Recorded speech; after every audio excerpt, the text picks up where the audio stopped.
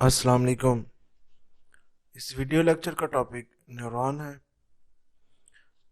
Neuron central nervous system से जो body के ऑर्गन्स हैं और वहाँ तक इम्पल्सेस को, वहाँ तक मैसेज को लेके जाता है और वापस सीएनएस की तरफ इन्हीं ऑर्गन से मैसेज को लेके आता है। अब ये ऑर्गन्स हैं, इनकी मूवमेंट को, इनकी जो है, इनके अंदर जो प्रोसेस हो रहे हैं वो सीएनएस कोऑर्डिनेट कर रहा है, तो वो न्यूरॉन से कर रहा है। न्यूरॉन, इसकी जो शेप है कुछ इस तरह की होती है। अब ये जिसका एक्सॉन पार्ट है, ये ऊपर इसका ये डेंड्राइट्स है और ये इसके अंदर ये सोमा बॉडी होती है, न्यूक्लियस होता है इसके सेंटर में। Neuron or nerve cell is defined as the structural and functional unit of nervous system. Neuron is similar to any other cell in the body, having nucleus and all the organelles in cytoplasm. However, it is different from other cells by two ways. Number one, neuron has branches or processes called axon and dendrites. Number two, neuron does not have centrosome, so it cannot undergo division.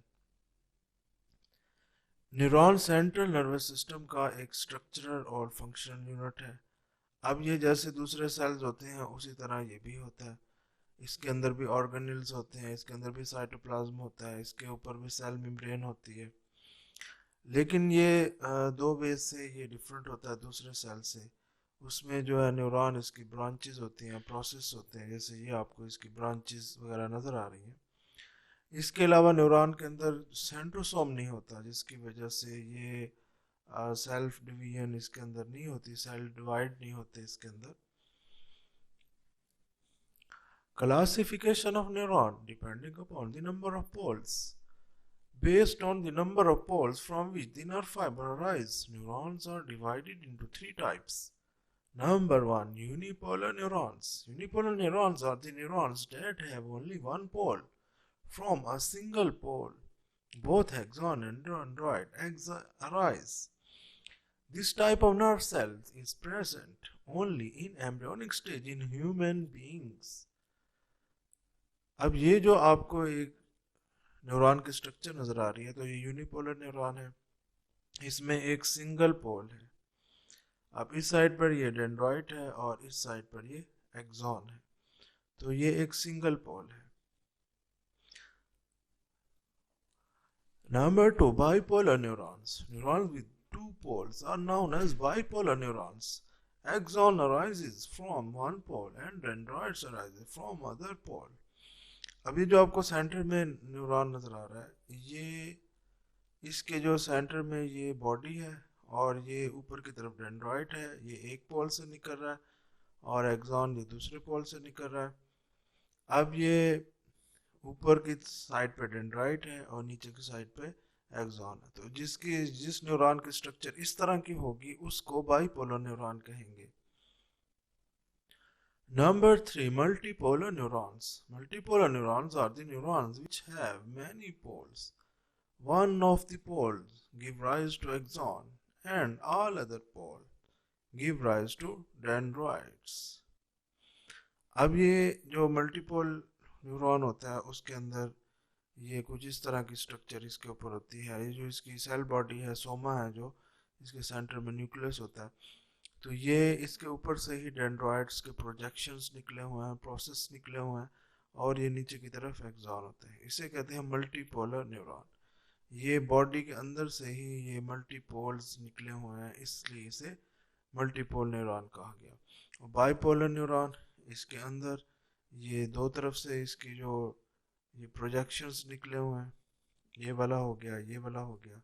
इसी तरह जो unipolar neuron है, इसमें एक single projection निकला होता है, इसलिए उसे यूनिपोलर न्यूरॉन कहते हैं। Classification depending upon the function. Number one, motor or efferent neurons. Motor efferent neurons are the neurons which carry the motor impulses from central nervous system to peripheral effector organs like muscles, glands, blood vessel. Generally, each motor neuron has a long axon and short dendrites. अब ये इसके function के लिहाज से इसकी classification की गई है, जिसके जो नंबर 1 इसको मोटर या फिर इफ्रा न्यूरॉन्स कहा जाता है। सेंट्रल नर्वस सिस्टम से आगे ऑर्गन्स की तरफ जो इम्पल्सेस जाते हैं, जो मैसेज जाते हैं, तो वो मोटर या इफ्रन न्यूरॉन्स ये लेके जाते हैं। अब इनमें जैसे मसल्स हैं, ग्लैंड्स हैं, ब्लड वेसल्स हैं, तो इनकी तरफ ये इम्पल्सेस जाते हैं, मैसेज जाते हैं, तो मोटर या फिर इफ्रन न्यूरॉन्स इनको लेके जाते हैं। अब इन न्यूरॉन्स के अंदर इनके जो एक्सॉन होते हैं वो लॉन्ग होते हैं, डेंड्राइट्स इनके शॉर्ट होते हैं। नंबर 2, सेंसरी और afferent neurons are the neurons which carry the sensory impulses from periphery to central nervous system. Generally, each sensory neuron has a short axon and long dendroids. अब ये जो sensory efferent neurons होते हैं, ये जो organs है वहाँ से मैसेज या इम्पल्सेस लेके सेंट्रल नर्वस सिस्टम की तरफ आते हैं। अब इनके जो एक्सॉन होता है वो शॉर्ट होता है और डेंड्रॉइड्स इनके लॉन्ग होते हैं। Classification depending upon the length of axon. Number 1, Golgi type 1 neurons. Number 2, Golgi type 2 neurons. Golgi type 1 neuron has long axon. Cell body of these neurons is in different parts of central nervous system and their axon reach the remote peripheral organs. अब ये यहाँ इसकी length के मुताबिक इसको divide किया गया है, जो कि दो तरह का है। गोल्जी टाइप 1 न्यूरॉन्स होते हैं, गोल्जी टाइप 2 न्यूरॉन्स होते हैं। जो गोल्जी टाइप 1 न्यूरॉन्स होते हैं इनमें लॉन्ग एक्सॉन होता है। एक पार्ट इनका जो बॉडी होती है वो सेंट्रल नर्वस सिस्टम की होती है, और सेंट्रल नर्वस सिस्टम में होती है, और एक्सॉन उनका किसी पेरिफेरल ऑर्गन्स के अंदर होता है। Number 2, Golgi type 2 neurons. Neurons of this type have short axons. These neurons are present in cerebral cortex and spinal cord. अब ये जो गोल्जी टाइप 2 न्यूरॉन्स होते हैं इनके अंदर शॉर्ट एक्सॉन्स होते हैं। अब ये इस तरह के न्यूरॉन सेरिब्रल कॉर्टेक्स और स्पाइनल कॉर्ड के अंदर होते हैं। Structure of neuron. Neuron is made up of 3 parts: nerve cell body, dendrite, axon. Dendroid and axon form the processes of neuron. Dendroids are short processes and the axon are long processes. Dendroids and axons are usually called nerve fiber. ये neuron के 3 parts होते हैं, उनमें इसकी nerve cell body होती है, dendroid होता है और एक्सॉन होता है। डेंड्रॉइड और एक्सॉन की वजह से इनके जो प्रोजेक्शंस वगैरह प्रोसेस वो बनते हैं। डेंड्रॉइड्स शॉर्ट प्रोसेस होते हैं और एक्सॉन के लॉन्ग प्रोसेस होते हैं। अभी डेंड्रॉइड और एक्सॉन को ये नर्व फाइबर्स भी कहा जाता है। ये न्यूरॉन की एक स्ट्रक्चर है। ये बिल्कुल इसके सेंटर के अंदर न्यूक्लियस होता है, ये इसकी बॉडी है, और ये इस जगह पे एक्सॉन हाईलाइट होता है, यहाँ से आगे फिर एक्सॉन शुरू होता है। अब ये एक्सॉन के ऊपर किसी के ऊपर ये माइलिन शीट, जैसे ये आपको एक शीट सी नज़र आ रही है, तो ये होती है, किसी के ऊपर नहीं होती। अब ये इसके जो प्रोजेक्शंस यहाँ से निकले हुए हैं तो ये डेंड्राइट इन्हें कहते हैं, और ये बॉडी को सोमा कहते हैं। इसके अलावा ये आपको एक ग्रैन्यूल्स नज़र आ रहे हैं, ये इसकी जो पिक्चर है, ये इसको जब न्यूरॉन को स्टेन किया जाए और फिर माइक्रोस्कोप में देखी जाए तो फिर कुछ इस तरह की ये पिक्चर नज़र आती है।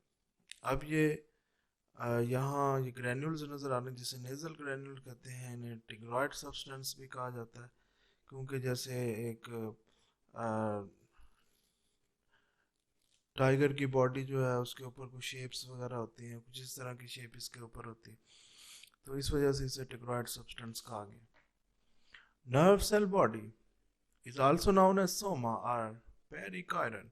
It is irregular in shape like any other cell. It is constituted by a mass of cytoplasm called neuroplasm, which is covered by a cell membrane. This cytoplasm contains a large nucleus, nasal bodies, neurofibrils, mitochondria, and Golgi apparatus. Nasal bodies and neurofibrils are found only in nerve cell and not in other cells.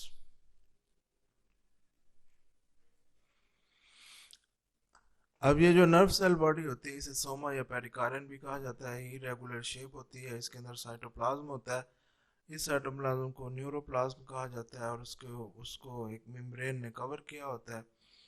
इस cytoplasm के अंदर nucleus होता है, Nissl bodies, neurofibrils, mitochondria, Golgi apparatus.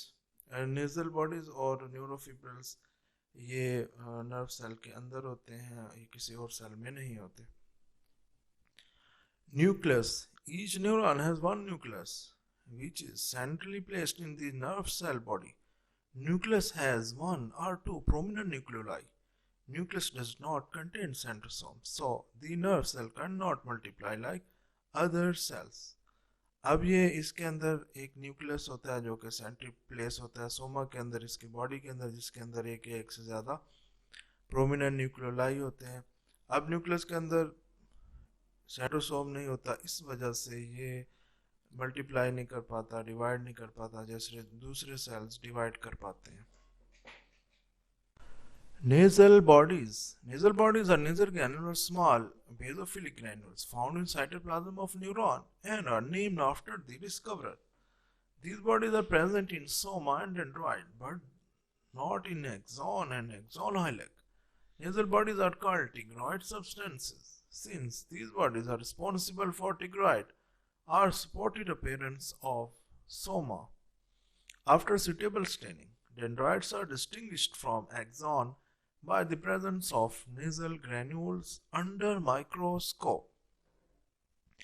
Nasal bodies इन्हें nasal granules भी कहा जाता है। अब इनकी जो नेचर होती है, ये बेसिक डाई लेती हैं जब इसको स्टेन किया जाए, इसलिए इसे बेसोफिलिक ग्रैन्यूल्स कहा गया है। अब ये ग्रैन्यूल साइटोप्लाज्म के अंदर होते हैं। इनका जो नेम है इनके डिस्कवरर के ऊपर ही रखा गया, जिसने डिस्कवर किया उसके नेम को ही इसका नेम दिया गया। अब ये जो इसकी बॉडी होती है उसके अंदर मौजूद होते हैं, और एक्सॉन के अंदर ये नहीं होती, और इस तरह एक्सॉन हाइलैक है उसके अंदर भी नहीं होती, लेकिन डेंड्रॉइड्स के अंदर ये बॉडीज होती हैं। नेजल बॉडीज इनको टिग्रॉइड सब्सटेंस भी कहा गया है, वो इस वजह से कि एक स्पॉटेड अपीयरेंस इनकी होती है जब इनको स्टेन किया जाता है। अब ये जो डेंड्रॉइड्स होते हैं इनको जो डिस्टिंग्विश किया जाता है एक्सॉन से, वो इसी तरह के डेंड्रॉइड्स के अंदर टिग्रॉइड बॉडी होती है, लेकिन एक्सॉन के अंदर टिग्रॉइड बॉडी नहीं होती। Nasal bodies are membranous organelles containing ribosomes, so these bodies are concerned with synthesis of proteins in the neurons.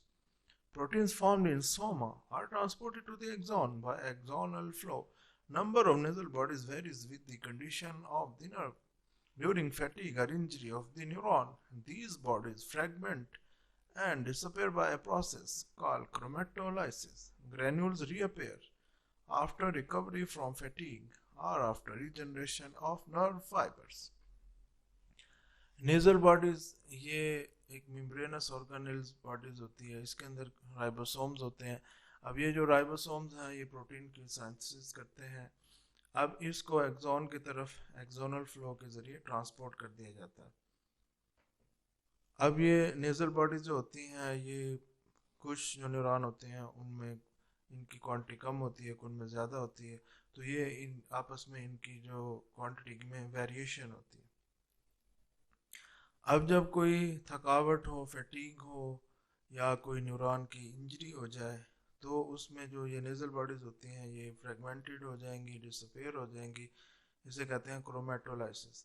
जब ये फैटीग से रिकवरी हो जाती है तो ये दोबारा या फिर रिजनरेशन हो जाएगी, तो ये जो ग्रैन्यूल्स हैं दोबारा रीअपेयर हो जाएंगे। न्यूरोफिब्रिल्स are thread-like structures present in the form of network in the soma and the nerve processes. Presence of neurofibrils is another characteristic feature of the neurons. The neurofibrils consist of microfilaments and microtubules. अब ये जो न्यूरोफिब्रिल्स होते हैं ये एक thread like structure होती है network की फॉर्म में सोमा के अंदर, और इसके अंदर जो है नर्व प्रोसेसेस होते हैं। न्यूरोफिब्रिल्स माइक्रोफिलामेंट्स और माइक्रोट्यूब्यूल्स इनसे मिलकर बना होता है। Mitochondria are present in soma and in axon as in other cells. Here also mitochondria form the powerhouse of the nerve cell where ATP is produced. Mitochondria ये इसकी जो बॉडी होती है उसके अंदर एक्सॉन के अंदर भी मौजूद होता है। जैसे दूसरे सेल्स के अंदर माइटोकॉन्ड्रिया पावर हाउस है, माइटोकॉन्ड्रिया एनर्जी प्रोड्यूस करता है, उसी तरह न्यूरॉन के अंदर भी ये एनर्जी प्रोड्यूस करता है। Golgi apparatus of nerve cell body is similar to that of other cell. It is concerned with processing and packing of proteins into granules. अब जैसे दूसरे सेल्स के अंदर भी गोल्गी apparatus होता है, तो सिमिलरली गोल्गी apparatus न्यूरॉन के अंदर भी होता है। अब ये जो प्रोटीन है उनकी पैकिंग करता है ग्रैन्यूल्स के अंदर। Dendroid is the branched process of neuron and it is branched repeatedly. Dendroid may be present or absent. If present, it may be one or many in number. Dendroid has nasal granules and neurofibrils. Dendroid transmit impulses towards the nerve cell body. Usually the dendroid is shorter than axon. अब ये आपको एक इसकी picture नज़र आ रही है neuron की, तो ये इसके ऊपर ये आपको डेंड्रॉइड नज़र आ रहे हैं, ये वाले डेंड्रॉइड होते हैं। अब इनकी जो लेंथ होती है वो एक्सॉन की लेंथ से कम ही होती है। इनके सब में नहीं होगी, लेकिन ज़्यादातर जो न्यूरॉन होते हैं उनके अंदर ये कम होती है। अब इसके अंदर नेजल ग्रैन्यूल्स और न्यूरोफिब्रिल्स भी होते हैं। अब ये जो न्यूरॉन होते हैं ये ट्रांसमिट करते हैं इम्पल्सिस को। अब ये इम्पल्सेस यहाँ से एक्सॉन की तरफ जाएंगी।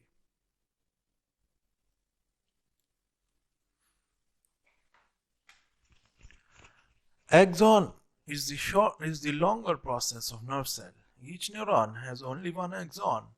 Axon arises from axon hillock of the nerve cell body and it is free from nasal granules. Axon extends for a long distance away from the nerve cell body. Length of longest axon is about 1 meter. Axon transmits impulses away from the nerve cell body. अब ये जो axon होता है इसके जो process होते हैं वो लॉन्ग होते हैं। एक न्यूरॉन के अंदर एक सिंगल एक्सॉन ही होता है। अब ये एक्सॉन हाइलक जो सोमा के आगे बॉडी होती है तो वहां से एक्सॉन शुरू होता है। अब इसके अंदर नेजल ग्रैन्यूल्स नहीं होते। एक्सॉन इसकी जो लेंथ होती है ये तकरीबन 1 मीटर होती है और ये इसकी जो लेंथ होती है ये अवे फ्रॉम दी इसकी जो सेल बॉडी है उससे होती है। सेल बॉडी से अवे ये इम्पल्सेस को ट्रांसमिट करते हैं।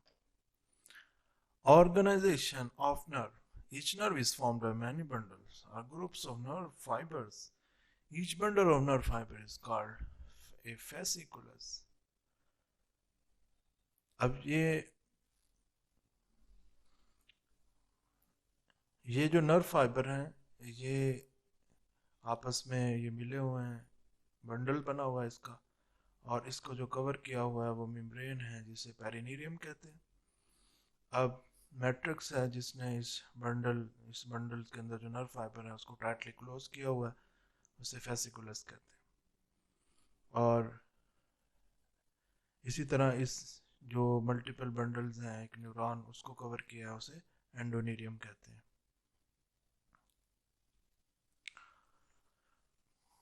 Covering of nerve. The whole nerve is covered by a tubular sheet which is formed by an areolar membrane. This sheet is called epineurium. Each fasciculus is covered by perineurium and each nerve fiber axon is covered by endoneurium. Internal structure of axon. Axis cylinder. Axon has a long central core of cytoplasm called exoplasm. Exoplasm is covered by the tubular sheet like membrane called exolemma. Exolemma is the continuation of the cell membrane of nerve cell body. Exoplasm along with exolemma is called the axis cylinder of the nerve fiber.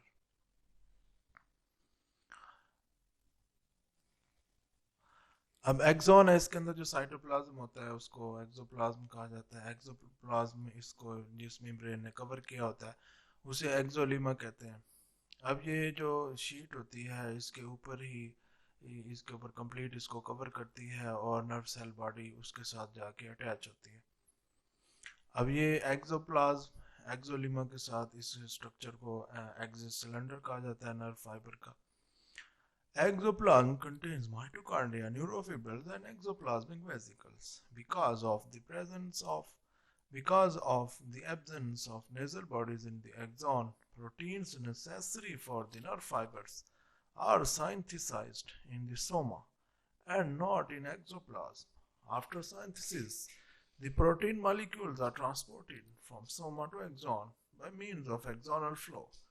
Some neurotransmitter substances are also transported by axonal flow from soma to axon. Axial of the nerve fiber is covered by a membrane called neurolema. Axoplasm इसके अंदर mitochondria होता है, न्यूरोफिब्रिल्स होते हैं, exoplasmic vesicles होते हैं. अब इसके अंदर नेजल बॉडीज नहीं होती, इसकी वजह से इसके अंदर प्रोटीन की फॉर्मेशन नहीं होती.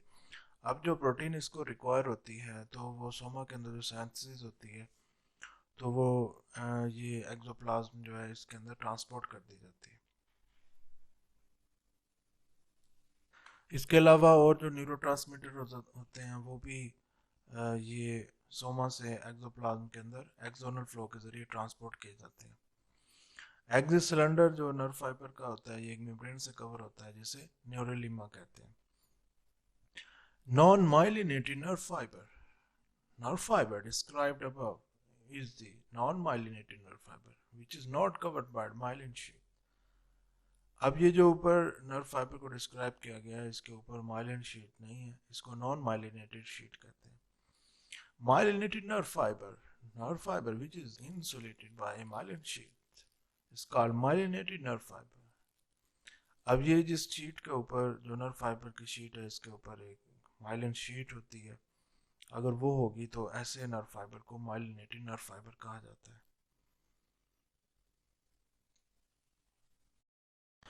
अब ये न्यूरॉन है, इसके ऊपर ये माइलिन शीट है. अब ये जो यहाँ से इलेक्ट्रिकल ये इम्पल्सेस जा रही हैं, ट्रांसपोर्ट हो रही है, फास्ट हो रही हैं, इसके ऊपर माइलिन शीट नहीं है इस न्यूरॉन पे. अब ये जो इम्पल्स यहाँ से आगे की तरफ जा रही हैं तो वो स्लो जा रही हैं, ये जिस तरह ये जा रही है, माइलिन शीट नहीं है तो स्लो जा रही है. अब ये माइलिनेटेड शीट है इसके ऊपर, ये इस नर्व फाइबर के ऊपर, तो ये जो इम्पल्सेस जा रही हैं ये फास्ट जा रही हैं. अब इस पिक्चर के अंदर ये ऊपर वाली जो है ये नर्व फाइबर ये माइलिनेटेड नर्व फाइबर है, नीचे वाला नॉन माइलिनेटेड नर्व फाइबर है. अब ये इसके ऊपर माइलिन शीट है और उसके ऊपर लगे होते हैं न्यूक्लियस ऑफ शॉन सेल्स, और ये जो गैप इसके अंदर नजर आ रहा है इसे कहते हैं नोड ऑफ रेनवीर.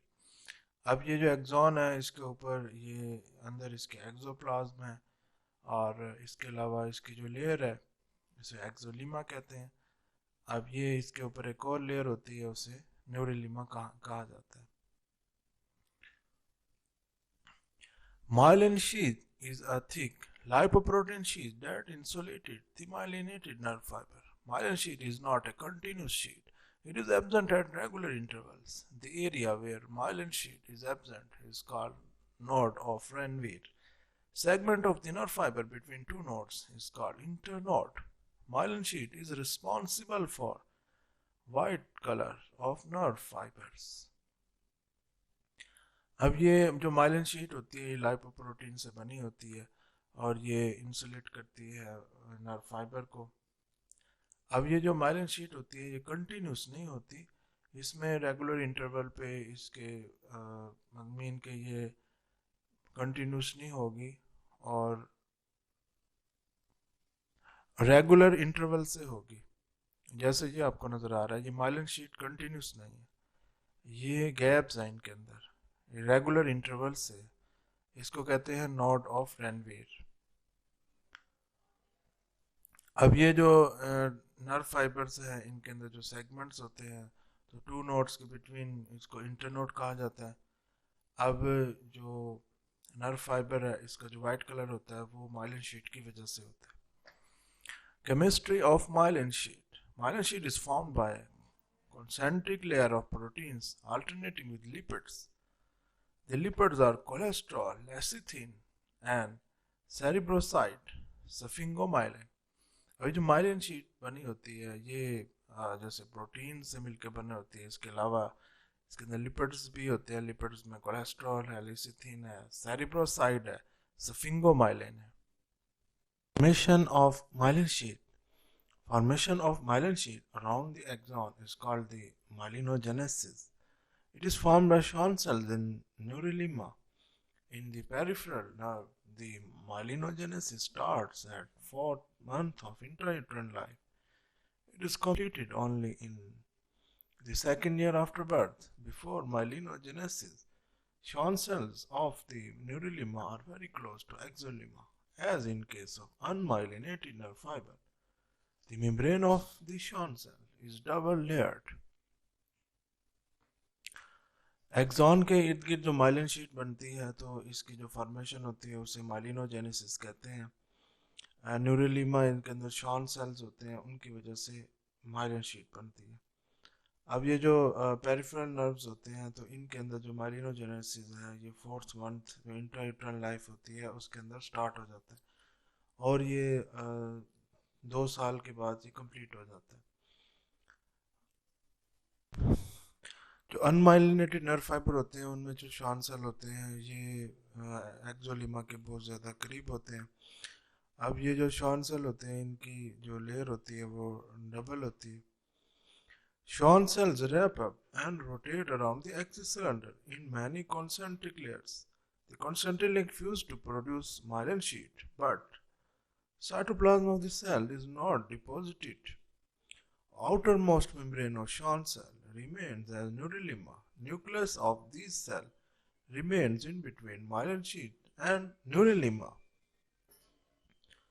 एक्सिस सिलेंडर के इर्द गिर्द शॉन सेल ये रैप अप होते हैं, रोटेट करते हैं और इसके ऊपर जो है लेयर्स बनाते हैं। अब ये जो कॉन्सेंट्रिक लेयर्स होती हैं ये आपस में फ्यूज होती हैं और माइलिन शीट को प्रोड्यूस करती हैं, लेकिन जो साइटोप्लाज्म होता है वो माइलिन शीट के अंदर डिपॉजिट नहीं होता, वो ये न्यूरोलीमा के अंदर ही रहता है। अब ये जो आउटर मोस्ट लेयर होती है शॉन सेल्स की ये भी न्यूरोलीमा के साथ ही होती है, उसके अंदर ही रहती है। अब ये जो इन सेल्स का न्यूक्लियस होता है ये माइलिन शीट और न्यूरोलीमा के बिटवीन ही रहता है। Functions of myelin sheath. Number 1, faster conduction. Myelin sheet is responsible for faster conduction of impulse through the nerve fibers. In myelinated nerve fibers, the impulses jump from one node to another node. This type of transmission of impulses is called saltatory conduction. अब ये myelin sheath है, इनकी वजह से जो impulses हैं उनकी जो कंडक्शन होती है, जो इम्पल्सेस मूव करती हैं न्यूरॉन टू न्यूरॉन, वो फास्टली मूव करती हैं। और ये माइलिनेटेड जो नर्व फाइबर्स होते हैं इनके अंदर जो इम्पल्सेस जंप करती हैं एक नोड से दूसरे नोड पे, इस तरह की जो ट्रांसमिशन होती है उसे कहते हैं saltatory conduction. Number 2, insulating capacity. Myelin sheet has a high insulating capacity. Because of this quality, myelin sheet restricts the nerve impulse within single nerve fiber and prevents the stimulation of neighboring nerve fibers. अब ये जो impulse पास होती है एक neuron से दूसरे neuron या एक न्यूरॉन की पूरी स्ट्रक्चर से, तो जिसके ऊपर माइलिन शीट होती है उसकी वजह से जो उनकी इंसुलेटिंग कैपेसिटी होती है वो इंक्रीज हो जाती है। इस क्वालिटी की वजह से वो जो इम्पल्स है वो सिर्फ सिंगल न्यूरॉन को ही स्टिमुलेट करती है, वो जो उसके साथ नेबरिंग न्यूरॉन होते हैं उनको स्टिमुलेट नहीं करती। Neurulima. Neurulima is a thin membrane which surrounds the axis cylinder. It is also called neurolemal sheet or sheet of Schwann. It contains Schwann cells which have flattened and elongated nuclei. Cytoplasm is thin and modified to form the thin sheet of neurolema. One nucleus is present in each internode of the axon. Nucleus is situated between myelin sheet and neurolema. अब ये न्यूरोलीमा एक thin membrane होती है जिसने जो axis cylinder है उसको surround किया होता है, इसे न्यूरोलीमल शीट भी कहा जाता है या फिर शीट ऑफ शॉन कहा जाता है। ये इसके अंदर शॉन सेल्स होते हैं जो कि जिनके अंदर फ्लैटेंड या इलोंगेटेड न्यूक्लाई होता है। साइटोप्लाज्म इसका थिन होता है और फिर ये साइटोप्लाज्म इसके अंदर मॉडिफिकेशन होती है और उससे एक थिन शीट सी न्यूरोलिमा बनती है। अब ये जो इंटरनोड होते हैं इनके अंदर एक न्यूक्लियस मौजूद होता है जो एक्सॉन के अंदर इंटरनोड होते हैं। अब ये जो न्यूक्लियस ये मौजूद होता है जो माइलिन शीट और न्यूरोलिमा के दरमियान के अंदर होता है ये in non-myelinated nerve fiber, the neurolema surrounds exolema continuously. In myelinated nerve fibers, it covers the myelin sheath at the node of Ranvier, where myelin sheath is absent. Neurolema invaginates and runs up to exolema in the form of a finger-like process. ये जो non myelinated nerve fibre होता है तो इसके अंदर जो न्यूरोलिमा होती है एक्सोलिमा को कंटिन्यूस सराउंड करती है क्योंकि उसके ऊपर माइलिन शीट नहीं होती और कंटिन्यूस इसने एक्सोलिमा जो है इसको कवर किया होता है। लेकिन जो माइलिनेटेड नर्व फाइबर होती है इसके ऊपर माइलिन शीट होती है। अब जो जो नोड ऑफ रेनवीर होता है जहाँ पे माइलिन शीट नहीं होती तो न्यूरोलिमा इन्वेजिनेट करता है और फिर वहाँ ये एक्सोलिमा से मिलता है और फिंगर लाइक प्रोसेस बनाता है। Functions of neurolema. In non-myelinated nerve fiber, the neurolema serve as a covering membrane. In myelinated nerve fiber, it is necessary for the formation of myelin sheet. Myelinogenesis. Neurolema is absent in central nervous system, so the neuroglial cells called oligodendroglia are responsible for myelinogenesis in central nervous system. अब ये जो non myelinated nerve fibre होते हैं तो इसके ऊपर जो न्यूरोलिमा होती है अब ये एक कवरिंग मेम्ब्रेन होती है। अब जो माइलिनेटेड नर्व फाइबर होते हैं तो इनके अंदर जो माइलिन शीट है ये इसके ऊपर बनती है, ये इसकी कवरिंग मेम्ब्रेन होती है। जो सेंट्रल नर्वस सिस्टम होता है इसके अंदर न्यूरोलिमा नहीं होती, इसके अंदर जो न्यूरोग्लाइल सेल्स होते हैं वो रिस्पॉन्सिबल होते हैं जो माइलिनोजेनेसिस को बनाते हैं। Neurotrophins. Neurotrophins are neurotrophic factors are the protein substances which play an important role in growth and functioning of nervous tissue. Source of secretion.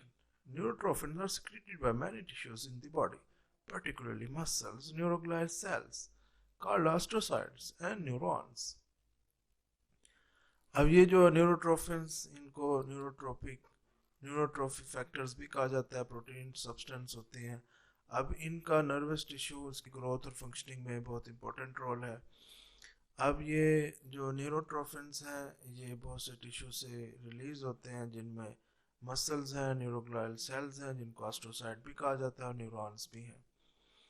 Functions. न्यूरोट्रोफिन्स facilitate initial growth and development of nerve cells in CNS and PNS, promote survival and repair of the nerve cells, play an important role in the maintenance of nervous tissue and neural transmission. जो न्यूरोट्रोफिन्स होते हैं ये facilitate करते हैं growth को, development को, जो nerve cells होते हैं उनकी सेंट्रल नर्वस सिस्टम में और पेरिफेरल नर्वस सिस्टम के अंदर। अब ये प्रमोट करते हैं सर्वाइवल को और नर्व सेल्स हैं इनके अंदर अगर किसी किस्म की इंजरी हो जाए तो उसको रिपेयर करने में हेल्प करते हैं।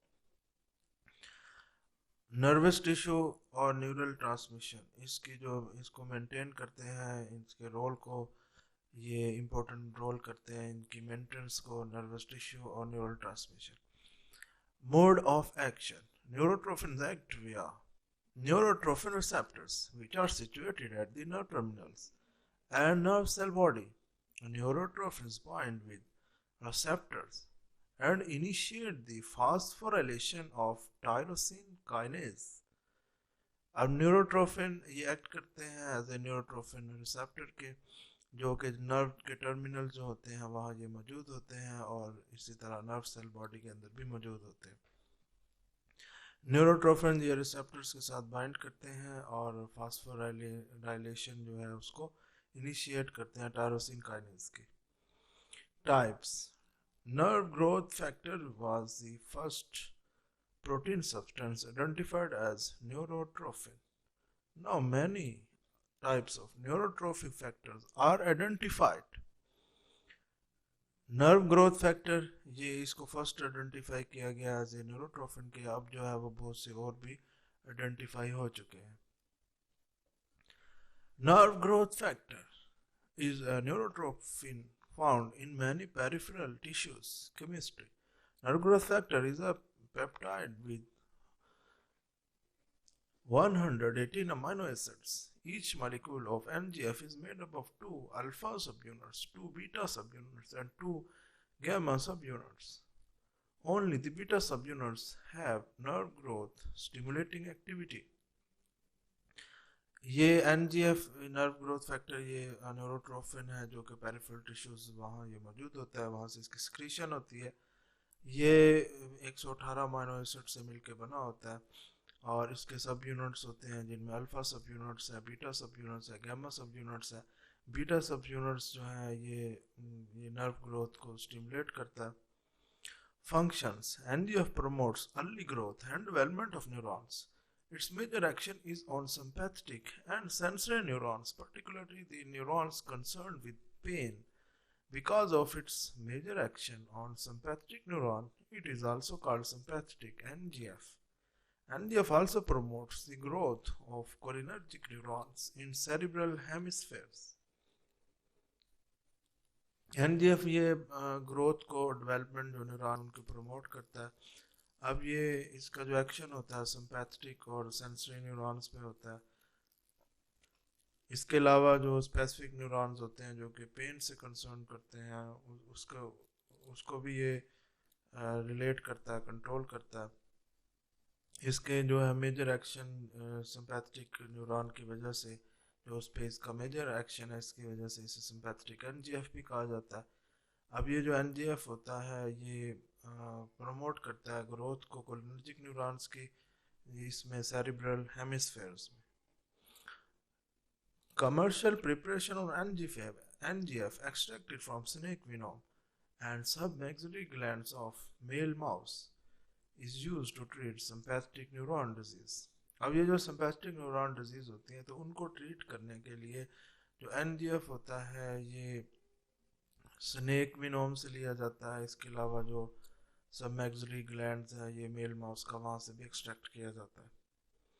NGF plays an important role in treating many nervous disorders such as Alzheimer's disease, neuron degeneration in aging, and neuron regeneration in spinal cord injury. बहुत से नर्वस डिसऑर्डर उनको ट्रीट करने के लिए भी NGF का रोल है, ये यूज़ किया जाता है। उसमें जैसे अल्जीमर डिजीज़ है, न्यूरॉन डिजनरेशन जैसे एजिंग में हो जाती है। इसके अलावा न्यूरॉन रीजनरेशन जैसे स्पाइनल कॉर्ड इंजरी हो जाए तो उसके लिए ये यूज़ होता है। Other neurotrophins, brain derived neurotrophic growth factors was first discovered in the brain of pig. Now it is found in human brain and human sperm. BDGF promotes the survival of sensory and motor neurons arising from embryonic neural crest. It is also protects the sensory neurons in peripheral nervous system and motor neurons of pyramidal systems. It enhances the growth of cholinergic, dopaminergic, and optic nerves. It is suggested that PDGF may regulate synaptic transmission. Commercial preparation is used to treat motor neuron disease. PDGF ये सबसे पहले जो pig है उसके brain के अंदर इसको discover किया गया, फिर जो है ये ह्यूमन ब्रेन में भी डिस्कवर हुआ। इसके अलावा ये ह्यूमन स्पर्स में भी मौजूद होता है। अब ये जो सेंसरी और मोटर न्यूरॉन है तो ये प्रमोट करता है इनके सर्वाइवल को। इसके अलावा ये अराइज करता है एम्ब्रियोनिक न्यूरल क्रेस्ट में भी, और ये प्रोटेक्ट करता है सेंसरी न्यूरॉन्स को ये जो पेरिफेरल नर्वस सिस्टम में मौजूद होते हैं। इसके अलावा जो मोटर न्यूरॉन्स हैं उनको भी प्रोटेक्ट करता है जो कि पैरामिडल सिस्टम के अंदर होते हैं। कोलिनर्जिक, डोपामिनर्जिक और ऑप्टिक नर्व्स, इनकी जो ग्रोथ होती है उसको ये PDGF इन्हांस करता है। इसके अलावा जो सिनेप्टिक ट्रांसमिशन होती है उसको भी ये PDGF रेगुलेट करता है। इसके अलावा जो मोटर न्यूरॉन डिजीज उनकी ट्रीटमेंट के लिए भी PDGF कमर्शियली यूज होता है। Ciliary neurotrophic factors is secreted in peripheral nerves, ocular muscles, and cardiac muscles. It protects neurons of ciliary ganglion and motor neurons. CNTF ये peripheral nerves, ocular muscles और cardiac muscles वहाँ से ये release होता है. Ciliary ganglion motor neuron इसको ये protect करता है. Number 3, glial cell line derived neurotrophic factors. GDNF ये न्यूरोग्लायल सेल्स वहाँ ये मौजूद होता है. अब ये जो डोपामिनर्जिक न्यूरॉन्स होते हैं उनको ये प्रोटेक्ट करता है. इसके अलावा पार्किंसन डिजीज होती है उसको ये उसकी ट्रीटमेंट के लिए यूज होता है. Fibroblast growth factor was first discovered as growth factor promoting the fibroblastic growth. It is also known to protect neurons. अब ये जो FGF है ये जो डिस्कवर किया गया सबसे पहले, तो ये ग्रोथ फैक्टर प्रमोट करता है फाइब्रोब्लास्ट ग्रोथ को. इसको जो है न्यूरॉन के प्रोटेक्शन भी ये करता है. Number 5, neurotrophin 3. NT3 act on alpha motor neurons, sympathetic neuron and neurons from sensory organs. ये NT3 ये एक्ट करता है ये अल्फा मोटर न्यूरॉन्स पे, सिंपैथेटिक न्यूरॉन्स पे, इसके अलावा जो सेंसरी ऑर्गन्स होते हैं उन पर भी. It also regulates the release of neurotransmitter from neuromuscular junction. NT3 is useful for the treatment of motor axonal neuropathy and diabetic neuropathy. Recently, few more substances belonging to the neurotrophin family such as NT4, NT5 and leukemia inhibiting factor are identified. NT4 and NT5 act on sympathetic neurons, sensory neurons and motor neurons. NT3 ये regulate करता है neuro transmitter उसकी release को, जो कि neuromuscular junction जो है वहाँ से रिलीज होते हैं. अब ये जो मोटर एक्सोनल न्यूरोपैथी होती है, इसके अलावा जो डायबिटिक न्यूरोपैथी होती है, तो उसकी ट्रीटमेंट के लिए भी NT3 यूज़ किया जाता है. NT4, NT5 और ल्यूकीमिया इनहिबिटिंग फैक्टर्स ये जो न्यूरोट्रोफिन फैमिली के हैं इनको भी डिस्कवर किया जा चुका है. NT4 और NT5 ये एक्ट करते हैं सिंपैथेटिक न्यूरॉन्स पे, इसके अलावा सेंसरी न्यूरॉन्स और मोटर न्यूरॉन्स पे ये एक्ट करते हैं और इनको कंट्रोल करते हैं.